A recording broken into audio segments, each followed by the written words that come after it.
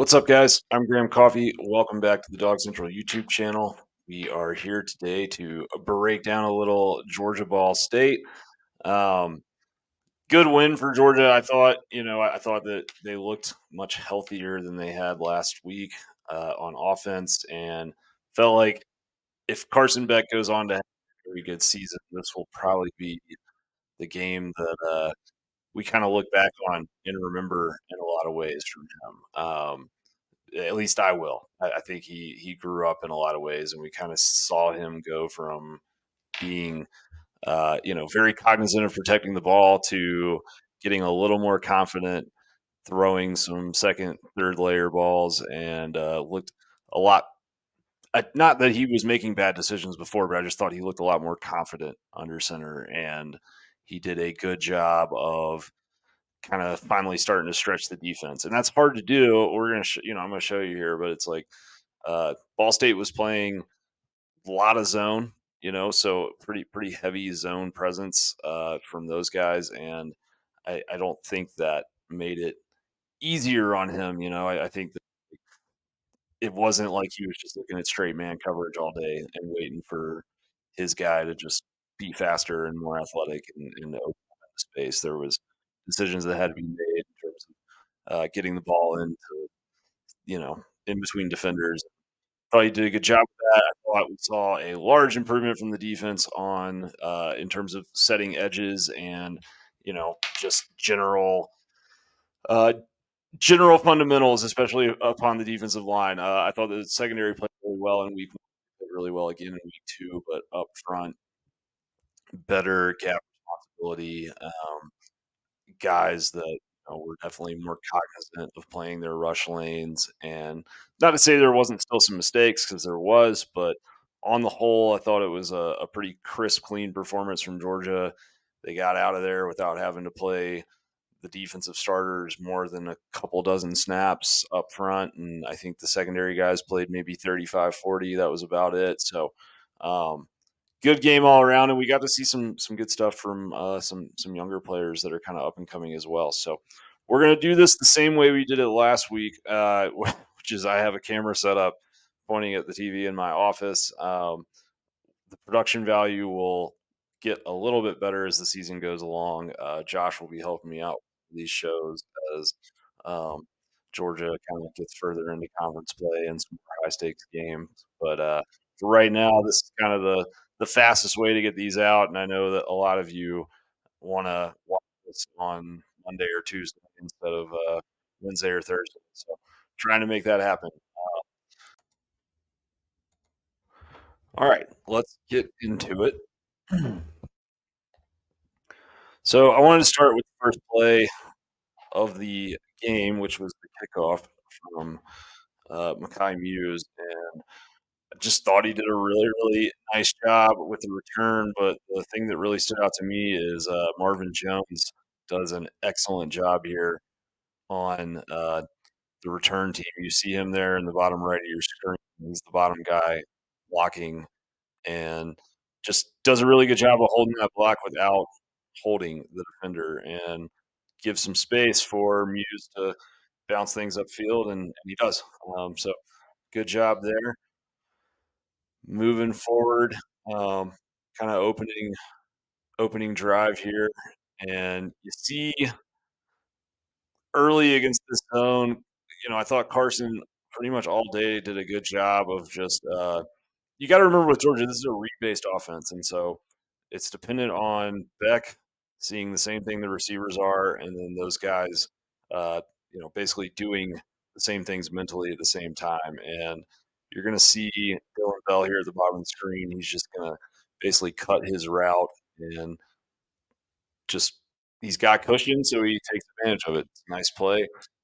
Thought it was a good way to start the game for Georgia, and that whole, first drive really was nice and crisp, some good completions until we get up to this point where you're gonna see, this is the third down call, and Beck is not gonna have anybody open, so you can't fault him here. He doesn't make a bad decision in terms of not, throwing the ball, but I don't like the decision.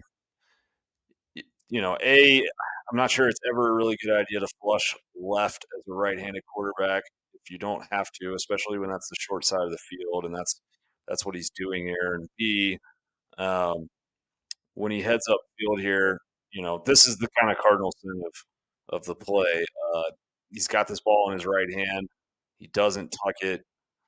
He could have checked this ball down out to Milton on the left there, and I don't know that he gets a first down or scores a touchdown, but he's a running back, so sometimes it's good to let your running backs run. I guess the blessing here is that Milton was there ready to pick that ball up, but not a great play from Beck.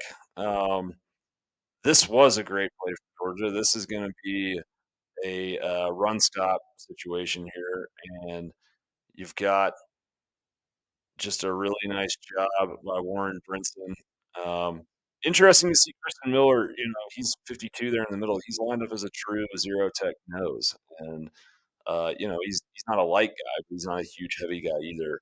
But this is on the first possession for Ball State, and Warren Brinson just does a beautiful job. This is a stretch kind of zone type play from Ball State. So, they want to get those linemen moving down the line and get Georgia's linemen having to move with them and then basically stretch that front out so the running back can pop a hole in there. And Brinson does a perfect job of just shooting that gap. And not only does he shoot the gap, but makes the play, makes the tackle. Well, actually, I'm sorry, he didn't make the tackle. Marvin Jones made the tackle.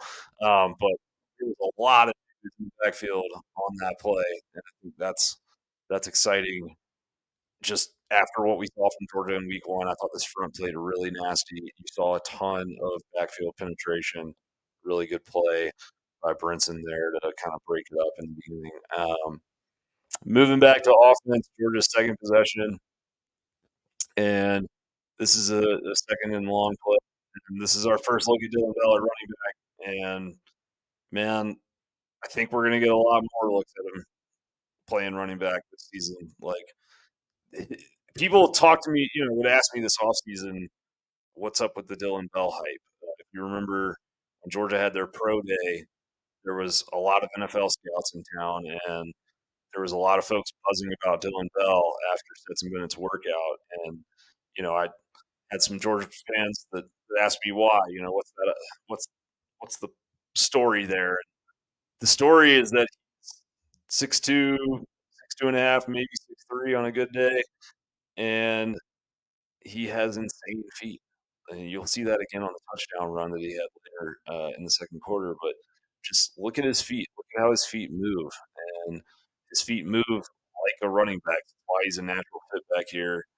But just really, really good in terms of eating up space and making quick cuts. And I think we're going to see. I sort of feel like Georgia got there to look at him this week and said, okay, that's going to work. And maybe stowed him away until we see them face some better opponents. So maybe we'll see him get some more carries against South Carolina. Here, I really didn't like this. So this is interesting, right? Like this is a second down play, and Beck at the snap. This was really kind of the only thing he did on Saturday that I think you would like him to maybe change. But so he's going to get the snap, and he he basically goes to throw this ball to Milton, and for whatever reason he doesn't. And so when that happens, it's actually a good thing in a way because the defenders kind of bite up on that curl route, or I'm sorry, on that sort of that little flat route by Milton out into the flat there. Um, and Milton thinks like he's catching the ball, and when he does, look at Ball State's defenders. They all bitten up, and now you get to the frame here, and you've got two guys behind him. And then you also on the bottom of your screen, you have Arian Smith, who has a ton of coverage from the start. I'm sorry, a ton of cushion from the start. And this is a second and short play. He just comes to the first down marker and turns around, and he's wide open. I get Beck maybe not wanting to throw that ball downfield, although I think he could have and should have. But if he's not going to do that, you've got Arian there, and I would think pre-snap that would be something he would recognize.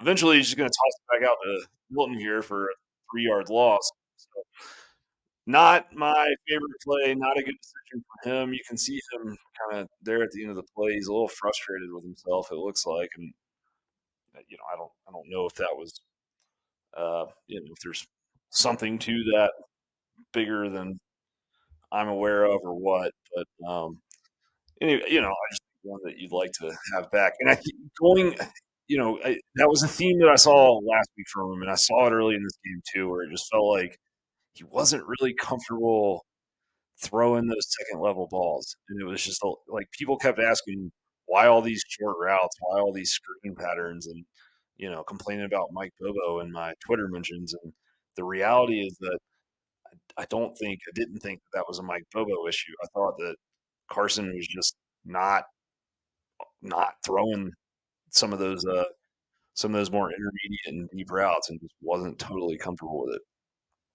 Cool play design here. This third down, and Lovett is just gonna he's just gonna come on this kind of orbit motion there, uh, and just keep going basically. But I like the play. I like getting him in motion. I think he's a weapon, obviously, and I think that Georgia finding interesting ways to use him and kind of using him as a chess piece from a matchup standpoint is going to be a good thing as the season goes on. Him and Beck not quite 100% on the same page yet, but they're getting there, and you can see it's coming. So this is going to be a third down call, and really just a missed protection here by Ernest Green at left tackle. Um, gets kind of confused there by the overlapping rushers and turns into a punt situation for Georgia.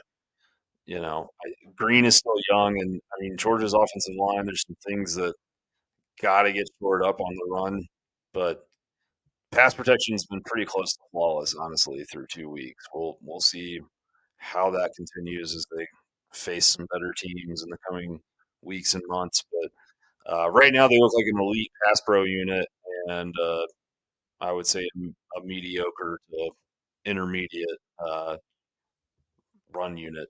And interested to see if those can kind of come closer together. This interesting play, it's first down.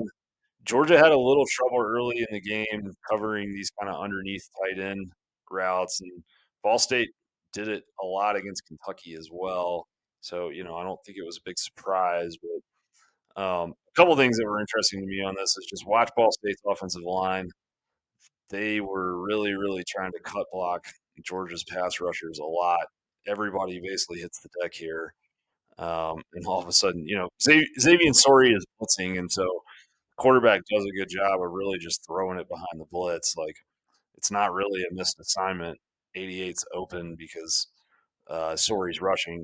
Dumas Johnson. I get why his eyes are off to the right where there's two players. Um, Stackhouse is not really that far away from being able to get into this play, but yeah, I thought Georgia did a good job of adjusting to these little kind of flat, or I'm sorry, not flat, these little underneath tight end routes um, behind the linebackers. But there was a couple times you saw them sort of struggle with it. Um, Here you got defensive play.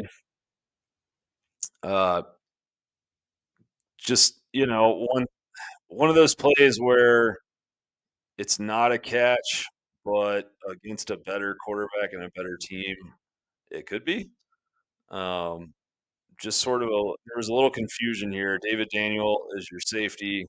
He comes down pre-snap from the safety position and follows the motion man, which is his guy. But he just kind of he gets out leveraged on this play. He's not really moving well enough pre-snap, and he gets a little confused and bumps into this guy, and that opens up this little wheel action on the backside. Again, like not something that mattered. But if Javon Bullard's not healthy next week, then we're likely to see more of Daniel, and I think that's a play that um, somebody might find on tape and try and take advantage of in South Carolina's film room this week. So Georgia needs to be aware of some of those pre-snap motions and making sure they're not getting rub routed onto each other. This is the punt return touchdown from Muse. I mean, look, I talked a lot about Kai last week, and just he's not, a fun scout team story. Like this dude is a weapon. He's very, very good with the ball in his hands. Really good in space.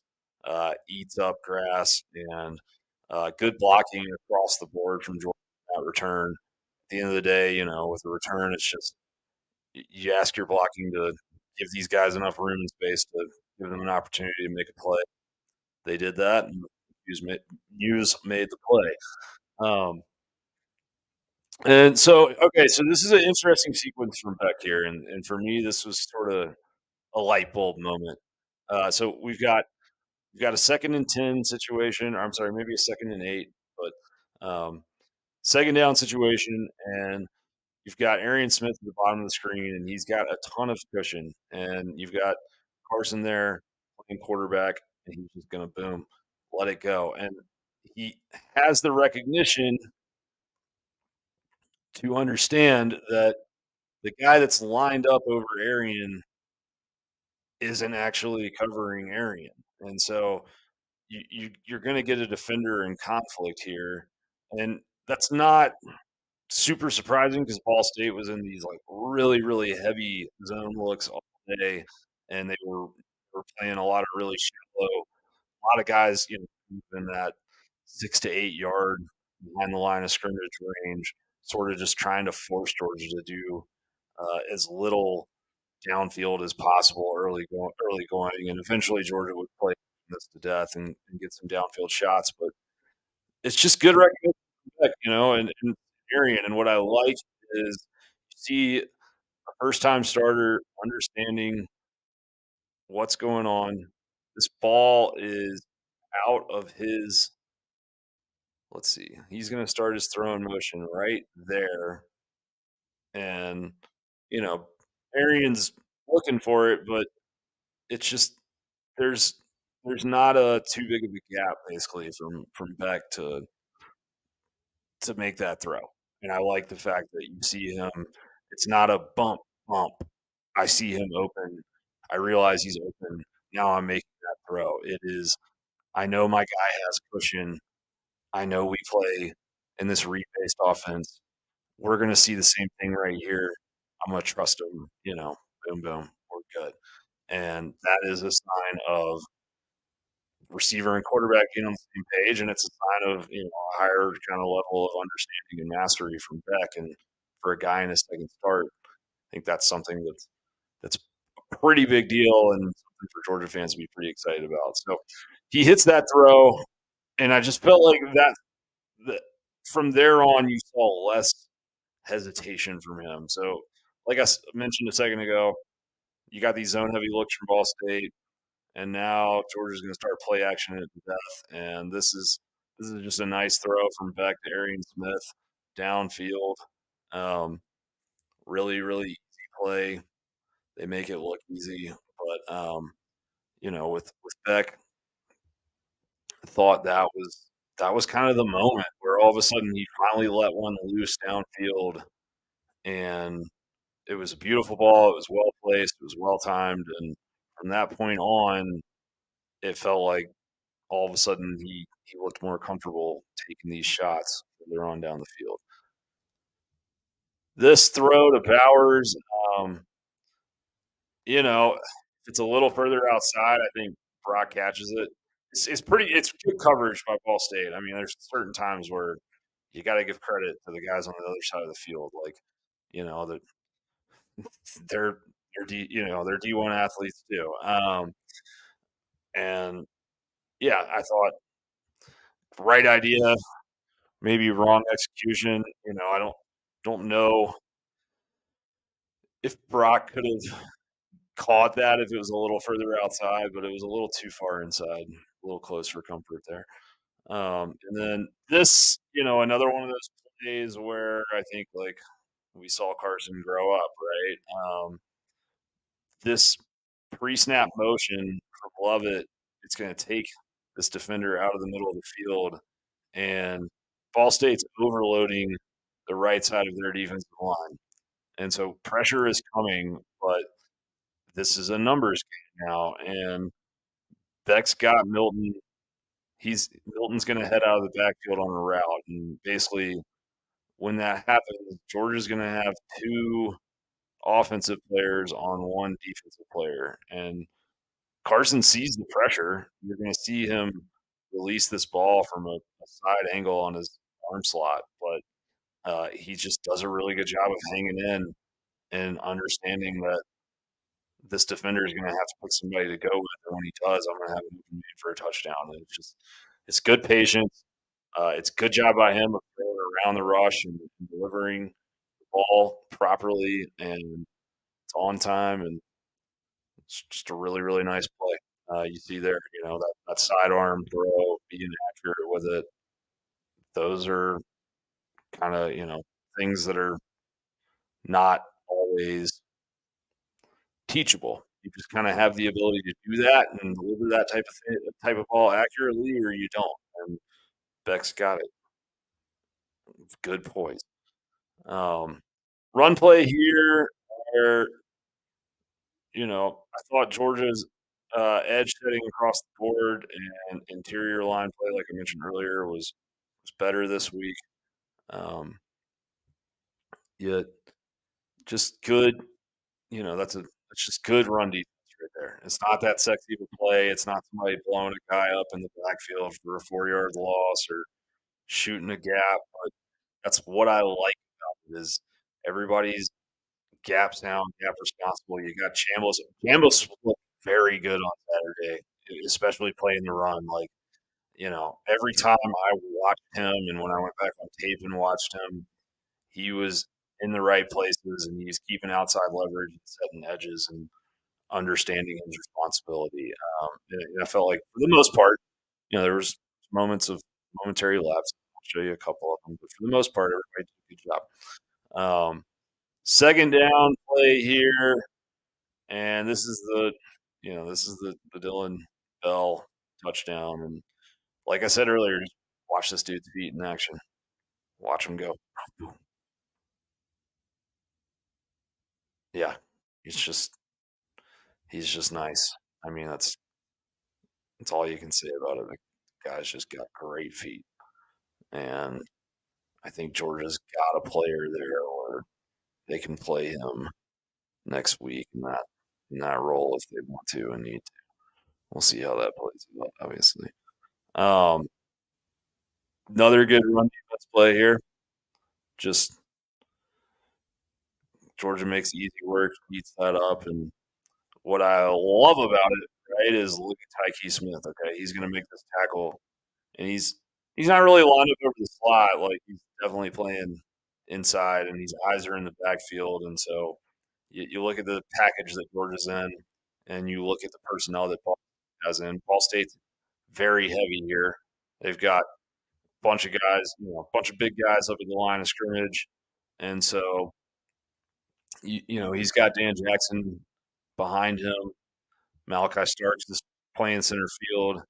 You got corners, and basically, point being here, everybody's matched up to where Tyke Smith doesn't have to cover anybody on the back end. He doesn't have a man because Ball State's got an extra guy up at the line of scrimmage. And the beauty of that for Georgia is that um, they're not in trouble if somebody decides to go heavy on them. Tyke Smith has done such a phenomenal job so far this season, beating blockers and getting off blocks and tackling ball carriers. Like he just looks fantastic.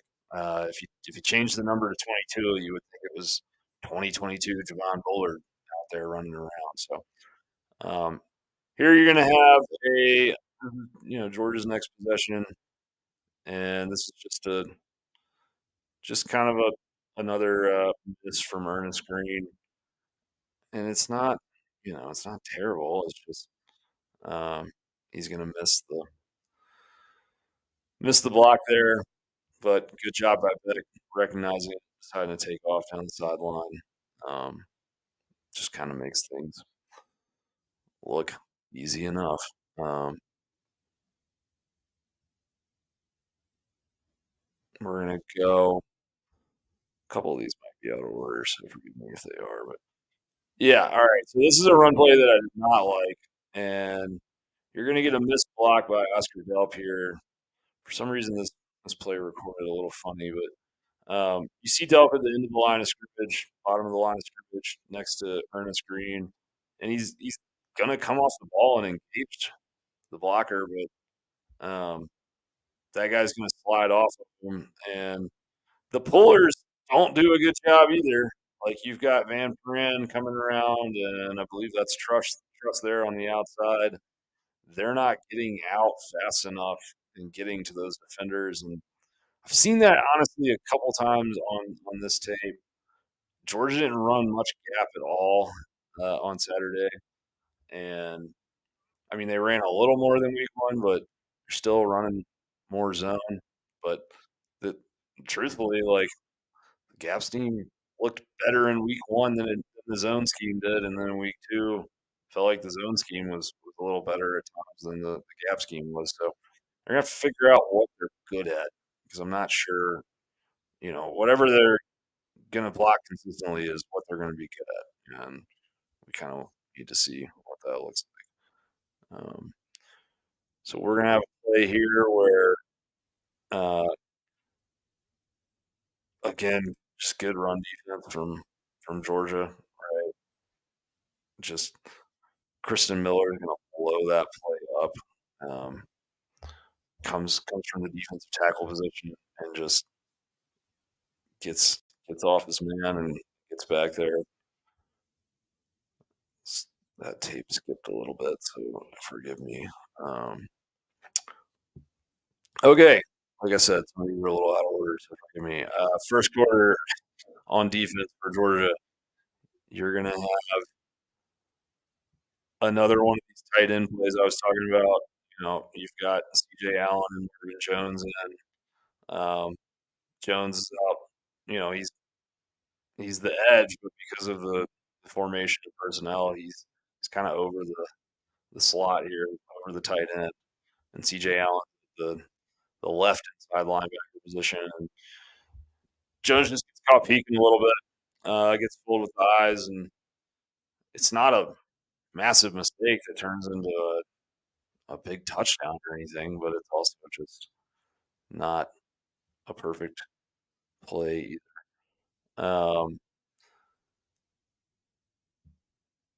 I don't know why these are out of order. Sorry, guys, but first drive, I liked this from Beck. We were talking earlier about some of those kind of zone beating type throws.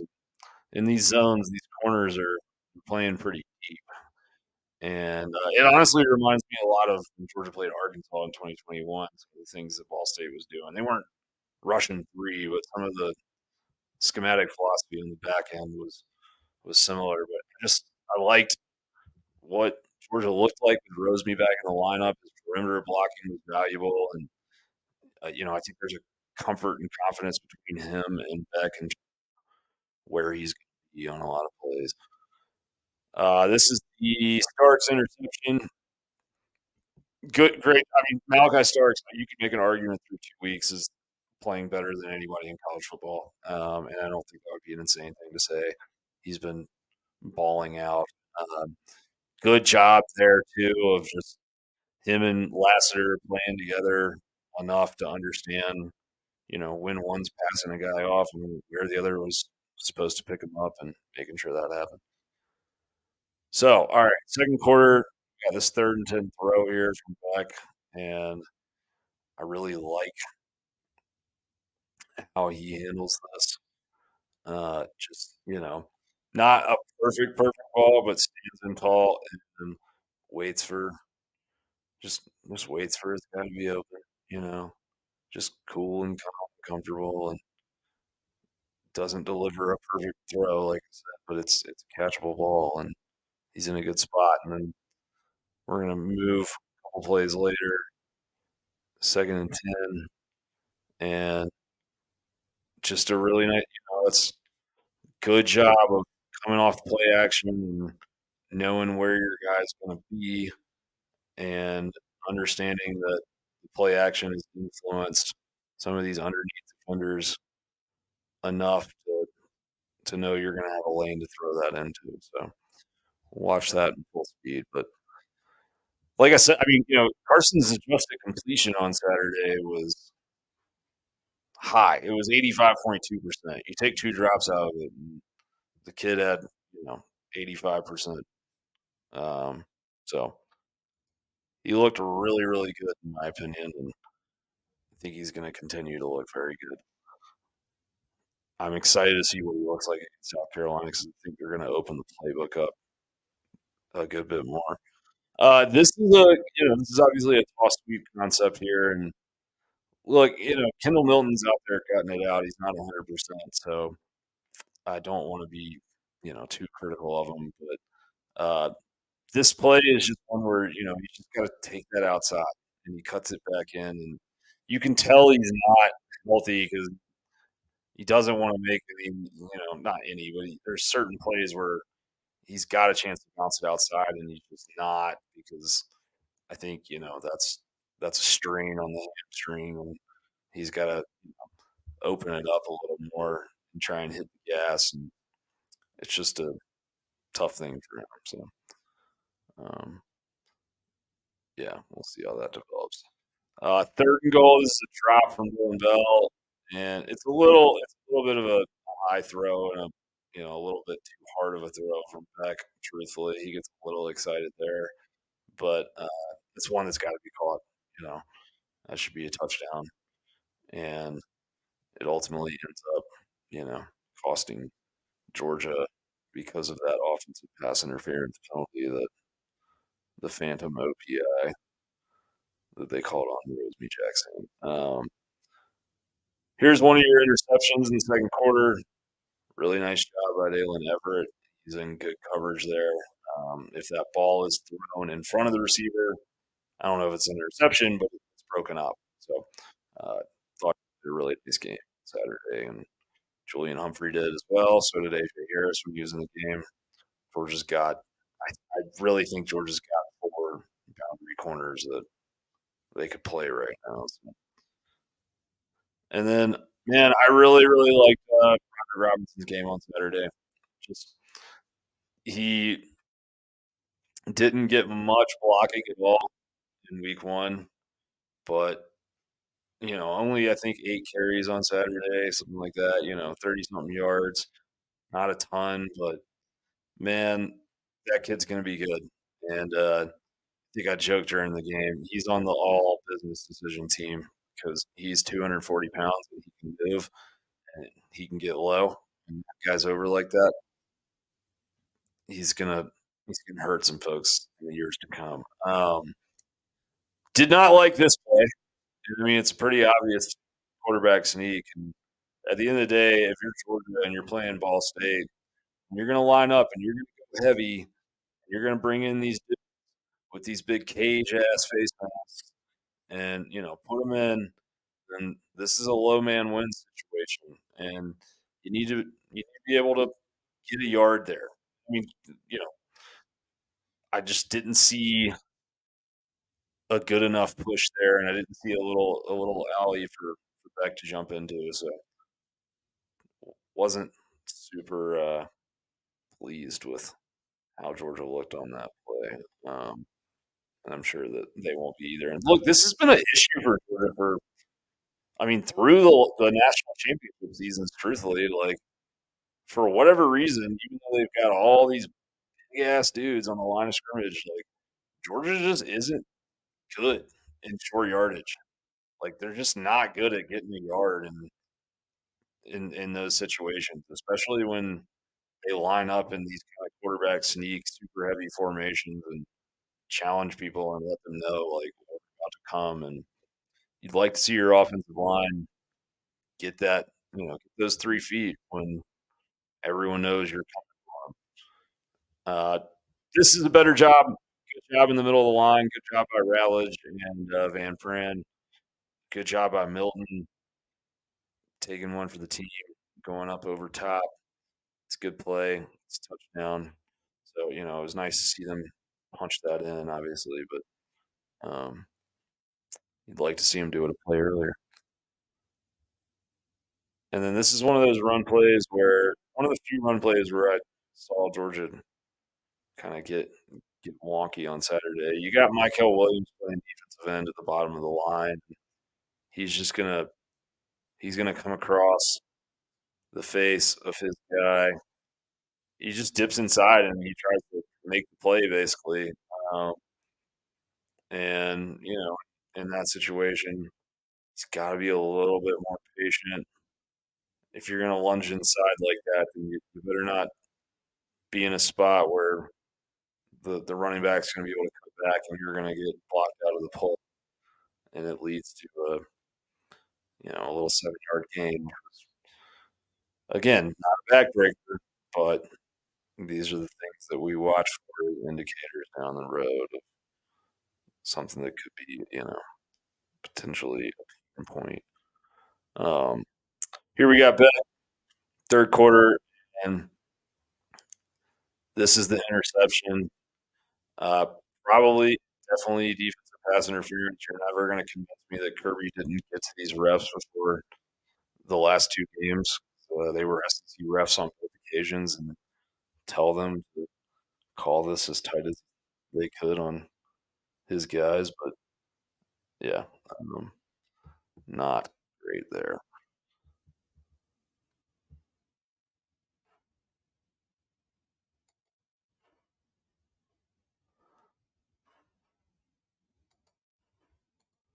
What are you going to do though, right?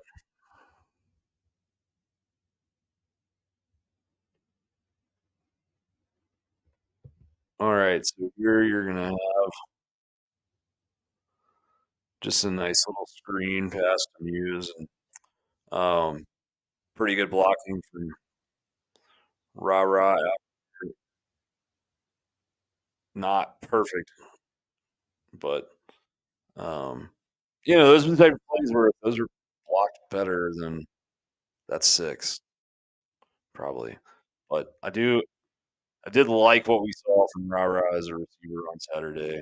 Um, he's starting to get in a groove, and I think I mentioned this last week. I just feel like he's kind of built a little differently than a lot of these guys. And again, this is another really good play by Beck in this kind of zone action. Gets the zone. Um, fits that under the linebacker, under the corner. Good play by Thomas after the catch, making the linebacker miss. So good job all around there. All right, we've got another. Just Georgia was kind of killing them with these deep curls, and I think it's kind of a message for any teams down the road that are going to watch tape of like, okay, you want to do this and try and keep everything in front of you and play everything that we're going to be patient, take what you give us, and we're just going to eat you up on the outside. What's exciting for Georgia is they've got a dude with an arm that's big enough, accurate enough to where they're comfortable throwing these kind of, these boundary comeback routes and deep curls and stuff, and they're not worried about that. They're not worried about getting jumped for a pick six the other way. So it's a good thing. This is the throw to Cash Money Records. Look, man, this is a dime of a throw. Okay, like I know that he's being covered by a slow linebacker, but you're gonna see a reverse angle here, and just the ball placement on this throw could not be any more perfect. Okay, Cash Jones is not a huge target. That's not an easy throw for a lot of quarterbacks. Great job with the offensive line, but it's just like he puts that on the outside shoulder in the end zone. It is right on the money. Um, Really nice play. Really, really nice play. Second and 12. And this is one where Sorry is in coverage. He just lets himself he's just a tad slow reacting. Um, lets himself get out leveraged to the inside, and now he's behind the play, and it's easy pitch and catch. He looked he looks really good and really athletic on certain plays, but there's been a few times through a couple weeks where you've seen him in coverage and not look like he's totally comfortable yet. Um, and that's going to matter down the road. Somebody's going to make him pay for that. So something to watch. This is kind of another one of these. You can see Kirby screaming at I think that's CJ Allen here. Let's see. Yeah, CJ Allen. And this is a tough. I mean, man, it's tough for him to get back into the play because he's out leveraged pre-snap. But um, yeah, it's just he's a he hesitates for a second there, and I don't know that it makes a difference, but that second can matter a whole lot against some teams. Here you got. I really loved seeing Raylan Wilson on the field. It's nice to see him healthy and out there because I mean, even Kirby said it himself. If he'd been healthy, he probably would have played just as much as CJ Allen did in Week 1. I mean, they've got two true freshman studs at inside linebacker. This is one of those plays that he's going to learn. I mean, he does a good job. He's got his eyes in the backfield of the quarterback, like he knows this ball's coming. Just good instincts, but he's just got to wrap up. Got to get lower. In high school, he probably just dived and thumped dudes and batted them out of the air with his shoulders. Good run defense here from Gabe Harris. I really like him a lot. This is the second week in a row we've seen him look very good in some snaps when the starters were out of the game. Like he penetrates, he gets in there, he makes the tackle. That is how it's done. Him and AJ Harris, the Harris twins, will probably be making a lot of big plays in years to come for the Georgia Bulldogs. And then it's just the reverse of that. But really nice job.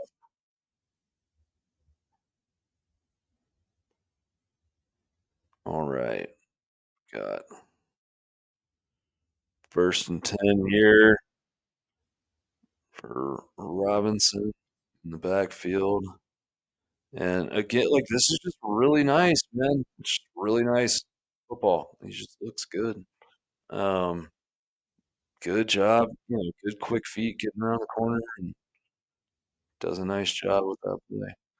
And then this was my favorite throw from Beck all day. Okay. Like I mentioned earlier in the show, I think he got into a groove, right? And he hit this groove where in the second quarter he realized like I'm comfortable and what I've been doing on the practice field for the last 4 years and in the film room for the last 4 years, like it all translates out here. And I can trust my instincts and I can trust what I've been coached to do. And so you saw him get in this groove where he started getting more comfortable throwing into the second and third layers of defense.